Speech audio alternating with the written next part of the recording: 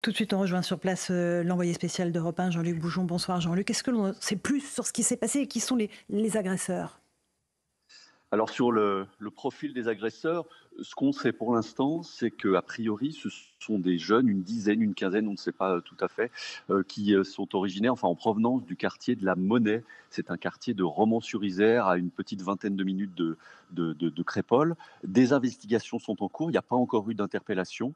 Des investigations sont en cours pour essayer de les interpeller. On a pu identifier des voitures. Les enquêteurs sont en train d'exploiter les images de vidéosurveillance. Il n'y en a pas beaucoup parce qu'on est vraiment dans un milieu rural, mais il y en a notamment une qui est intéressante, qui est située sur une supérette qui est juste à côté de l'entrée de la salle des fêtes où s'est déroulé le drame. Et évidemment, ces images, elles peuvent être cruciales parce qu'elles peuvent permettre d'identifier les véhicules et peut-être de remonter jusqu'aux auteurs. Mais à cette heure, effectivement, il n'y a pas eu d'interpellation pour le moment. Jean-Luc Boujon, il y a aussi un village qui est sous le choc, qui est traumatisé, j'imagine. Oui, c'est vrai, un peu moins de 48 heures après les faits, c'est la stupéfaction toujours, hein, l'incompréhension qui règne dans ce village. On ne s'explique toujours pas ce qui a poussé cette dizaine de jeunes à se présenter à l'entrée de la salle des fêtes vers 2 heures du matin, alors que le bal finissait, et à s'en prendre donc aux participants avec des armes blanches, des couteaux. 2 couteaux ont été récupérés sur place, des couteaux qui avaient des lames longues de 25 centimètres. Ils sont venus pour tuer, s'indignent les organisateurs du bal. Effectivement, on le disait, un jeune homme de 16 ans a été mortellement poignardé et 2 autres jeunes sont toujours hospitalisés dans un état grave. Alors dès hier, le procureur de Valence a parlé d'expédition programmée, hein. Ces jeunes issus, donc je le disais, du quartier de la Monnaie, sont venus régler un contentieux, mais on ignore la nature de ce contentieux. Et cet après-midi, une minute de silence a été respectée, a été organisée dans le lycée du Dauphiné à Romans-sur-Isère, où était scolarisé le jeune rugbyman de 16 ans qui a été mortellement poignardé. Merci beaucoup Jean-Luc Boujon, journaliste Europe 1 en duplex donc de Crépol dans la Drôme. Madame la porte-parole de la gendarmerie, Marie-Laure Pesan, est-ce que l'on en sait plus? Aujourd'hui, c'est la gendarmerie qui est en charge de l'enquête sur ceux qui ont perpétré cette attaque. Alors, je ne peux pas vous donner d'éléments de l'enquête parce que l'enquête est encore en cours. Ce que je peux vous dire, c'est qu'on a déjà recueilli beaucoup de témoignages. Et je voulais d'abord aussi avoir une pensée pour la famille, les proches et puis tous les habitants du village, toutes les personnes qui étaient présentes ce soir-là, parce que c'est vrai qu'ils ont vécu une scène de violence assez inouïe et donc on est vraiment à leur côté. Et c'est pour ça qu'on travaille avec beaucoup d'intensité à recueillir des éléments, des traces, des indices déjà sur les lieux pour comprendre ce qui s'est passé. Parce que ce qui est important, c'est de reconstituer la chronologie des faits, ne pas aller trop vite. On a des hypothèses qui sont évoquées, mais il faut quand même que toutes ces hypothèses soient confirmées par des indices. Et donc là, c'est tout le travail des enquêteurs qui sont déployés sur place. Donc on a la section de recherche de Grenoble qui est saisie du dossier. On a les enquêteurs des brigades locales, la brigade de recherche, qui sont également présents pour vraiment faire l'environnement, donc recueillir aussi les témoignages. Donc vous savez que c'est une fête où il y a eu 350 personnes présentes, mais on a aussi le voisinage à entendre. Il faut qu'on recherche toutes les personnes qui ont peut-être quelque chose à apporter dans l'enquête, et notamment sur l'itinéraire des personnes qui se sont joints à cette fête. On a peut-être des témoignages intéressants. Évidemment. Donc on a tout ça qui est en train d'être mené par les enquêteurs. On a l'analyse aussi de tous les éléments, vous savez, on fait de la police technique et scientifique sur place pour essayer de recueillir des indices, analyser tous les objets qui pourraient apporter des éléments à l'enquête. Et donc, c'est aussi un gros travail des enquêteurs en ce moment. On sait que l'enquête a été ouverte par homicide et tentative d'homicide en bande organisée. Il y avait, à première vue, une vraie préméditation de ces attaques. Alors ça, c'est l'enquête qui le déterminera. Moi, je ne peux pas vous dire dès aujourd'hui qu'on avait une préméditation.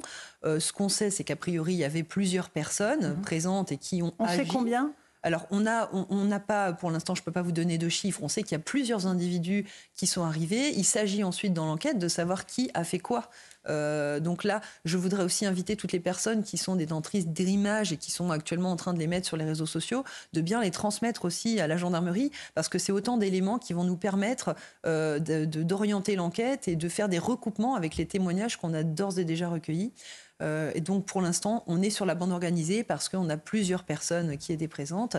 Et la préméditation pourra être démontrée par l'enquête. Les vidéosurveillances, les caméras de vidéosurveillance, il y en a quelques-unes, a priori une. pareil, ce seront des choses qui seront exploitées par la gendarmerie? Bien sûr, tous les éléments de preuve vont être exploités. Donc la vidéosurveillance, toutes les captations d'images qui ont pu être faites par les participants ou par d'autres personnes du village, tous ces éléments-là sont intéressants et ils sont exploités parce que justement, on a des témoignages de personnes qui vont pouvoir être recoupés avec des images, avec des indices qui vont être analysés sur place, tous les prélèvements ADN éventuellement qui pourront être analysés. Tous ces éléments-là vont nous être utiles et sont exploités par les enquêteurs. Est-ce que vous nous confirmez que l'attaque a eu lieu en 2 phases, une première phase et puis un repli, puis il y a une deuxième phase avec des coups de couteau? Ce qu'on sait, c'est qu'on a le vigile qui est, d'ailleurs, je le félicite pour son professionnalisme, qui a tout de suite agi pour repousser les personnes violentes. Et donc on a eu cette première phase avec des personnes de l'intérieur qui ont pu justement le renforcer. Et on a ensuite la deuxième phase avec malheureusement le décès de Thomas. Avec 2 autres personnes en urgence. Alors, est-ce qu'on a des nouvelles de ces blessés? On avait 2 personnes en urgence absolue, leur pronostic vital n'est plus engagé. Et on avait 2 autres personnes dont les blessures ont nécessité un transport vers l'hôpital, mais ces blessures n'ont pas engagé leur pronostic vital. Une dernière question, j'imagine que pour les familles des victimes, vous vous engagez à retrouver tous les responsables de ces actes La gendarmerie effrayants. Est vraiment pleinement mobilisée. On a une 50aine de gendarmes qui sont actuellement mobilisés sur l'enquête, sur les recherches. Et donc, bien sûr, on est aux côtés des familles. On fera tout notre maximum pour vraiment établir les faits, pour pouvoir conduire les auteurs devant la justice. Aucune interpellation à l'heure où on se parle? Pour l'instant, non. On a besoin, pour identifier et interpeller, d'avoir vraiment un dossier solide. Et donc, il est important qu'on ait vraiment fait tous les actes d'investigation et qu'on ait analysé tous les prélèvements pour pouvoir vraiment avoir un dossier solide et conduire les auteurs devant la justice. Merci pour ces précisions. On va passer maintenant avec mes invités à l'aspect plus sociétal de ce qui s'est passé, parce que Marc Toiti, on est quasiment face à une expédition punitive. On est une attaque de jeunes dans une salle des fêtes par plusieurs personnes armées de couteaux. Ce qui est vraiment choquant, c'est que la violence, effectivement, de l'acte, enfin, des actes, et puis c'est un petit village tranquille. C'est ça qui est... Moi, je viens des cités HLM-Dorly, comme vous le savez. Donc, nous, malheureusement, déjà à mon époque, il y avait des opérations comme ça. Il y a eu des meurtres, etc., à coups de couteau, déjà à mon époque, vous voyez, dans les années 70-80. C'est pour vous dire, c'est pas nouveau, malheureusement. Alors, depuis, malheureusement, on n'a pas fait grand-chose, mais c'est vrai qu'a priori, les villages, la douce France, comme on dit, étaient protégés. Là, ce qui est vraiment choquant, c'est que finalement, ça se dégénère. Ça dégénère complètement aujourd'hui. Et on se dit, finalement, bon, mais est-ce qu'il n'y a pas... faut peut-être calmer les... On ne sait pas encore qui a fait ça, mais là aussi, je pense qu'il y a un grand travail de pédagogie, je dirais de calme. Et certainement, le problème, c'est qu'aujourd'hui, on a une situation où on a également peut-être une pauvreté. Enfin, on ne sait pas trop. Il n'y a pas d'excuses, bien entendu. Mais ce que je veux dire par là, c'est qu'on a une situation, une crise. Moi, ce qui m'inquiète, c'est qu'on a une crise sociale et sociétale qui est en train d'arriver en France. Et ça, c'est vraiment très dangereux, parce que s'il n'y a pas de stabilité sociale ou sociétale, on ne peut pas avoir d'activité économique, on ne peut pas avoir de croissance, on ne peut pas avoir de bien-être. Donc c'est extrêmement dangereux. Rachel Kahn, on est tous des parents, on se dit tous, notre enfant peut aller dans une fête, notre adolescent, dans un tout petit village et prendre quand même un coup de couteau. C'est ça qui est terrible. C'est ça qui est terrible, et c'est vrai qu'en tant que parents, avec nos responsabilités de parents, finalement... on ne peut pas interdire à nos enfants de sortir, mais malgré tout, on a cette angoisse permanente. Et effectivement, alors, en politique, on parle de maillage territorial lorsqu'on veut mettre en place des choses. Là, le maillage territorial, on a l'impression que c'est la violence qui irrigue l'ensemble du territoire, et avec cette lâcheté et cette injustice. C'est-à-dire que là, ils sont arrivés à plusieurs, comme s'ils avaient prémédité en revenant, etc.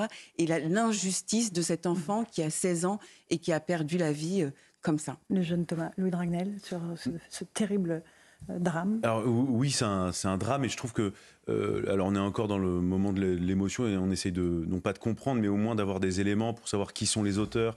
Est-ce qu'ils sont connus des services de police et de gendarmerie, et puis on regardera aussi les condamnations, ce que décideront les juges.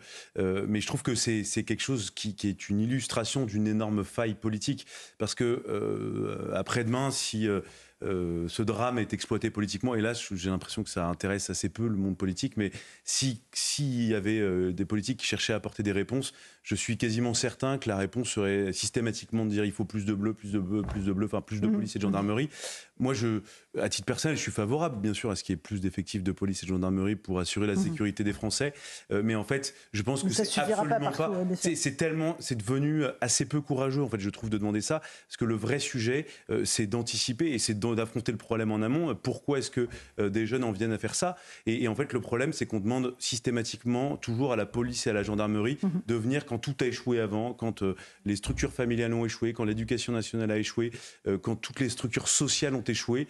Et donc, on ne peut pas juste se dire il faut plus de bleu, plus de justice. Non, la réponse complète, ce n'est pas uniquement de la police. C'est aussi la justice. C'est en amont. Alors, Louis, Éric Revel, un tout petit mot. Moi, ce qui me frappe, c'est le télescopage de l'image et de l'acte. Image, vous l'avez vu sur les images qu'on vient de regarder, c'était une salle des fêtes. Oui, Marc Toiti, la 12 France. Entrée 4 €, vous voyez, bal populaire, les familles viennent. Donc, une image de cette 12 France qui est en train de périr, et en face, un acte d'une cruauté, d'une barbarie folle. On est en train de basculer là-dedans. Et puis, pardon, mais ces jeunes, ces barbares qui viennent à coups de couteau agresser des gens, est-ce qu'ils ont le sentiment que de toute façon, la peine qu'on leur infligera sera finalement trop légère ? Parce que ou ils sont fous, ou alors ils savent qu'ils ne risquent pas grand-chose. Mais voilà, moi j'aime bien le choc entre la quiétude de ce petit village 500 habitants montrant la 12 France et puis des actes barbares qui maintenant vont, jusque y compris, dans ces petits villages. Allez, on fait une petite pause. Merci à la porte-parole de la gendarmerie, Marie-Laure Pesant, d'être venue ce soir dans Punchline sur CNews et sur Europe.